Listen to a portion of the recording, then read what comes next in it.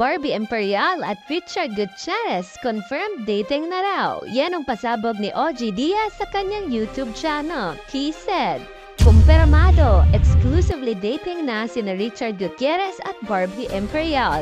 At hindi natatapos dito ang pasabog ni OG dahil ayon daw sa kanyang very reliable source. Walang overlapping na naganap at hiwalay na umano si Richard at Sara Labati bago pa pumasok sa eksena si Barbie. OG further revealed this.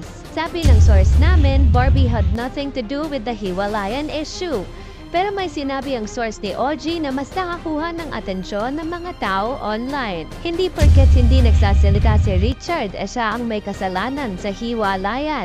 No, hindi siya nagsasalita anything against Sara kasi hindi naman ang tipo ni Richard ang naikipag-away sa babae.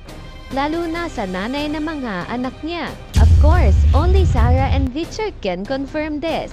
Pero bago pa man matapos ang 2023, mainit na usapan na ang hiwalayan ni Richard at Sara. Aside sa kanilang personal posts na lagi na silang mag-isa, ang nag-convince sa mga netizens na wala na sila ay ang ilang videos at photos na naispatan si Richard at Barbie sa public places. Una noong January kung saan na-videoan silang magkasama sa isang bar. At according sa eyewitnesses, ito raw ang nangyari. Around 1 AM today, si Richard kasama si Barbie Imperial dumating sa party. Kahit magbabanyo si Barbie, nakabantay sa pinto ng banyo si Richard. Nanatiling tahimik ang parehas na panig ni Richard at Sara. Pero makalipas ang isang buwan, sa presko ng bagong teleserye ni Sara na Lumuhod Ka sa Lupa, tatanong siya ng pop life tungkol sa kanila ni Richard. Ba't nag-uusap na kayo ni Richard ngayon? No. Sara confirmed that they are just now co-parenting for their kids, Zion and Kai. We're good at parenting. We're good at parenting, and we have, we are there for the kids. That's all I'm gonna say.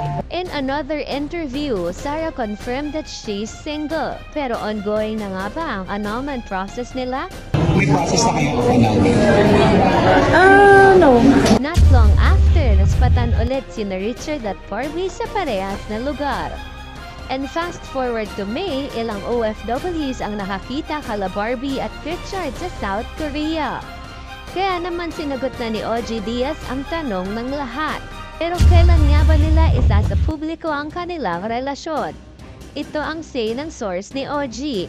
In due time. Poplifers, ano opinion nyo sa mainit na issue na ito? Follow poplife.ph because you can't miss out.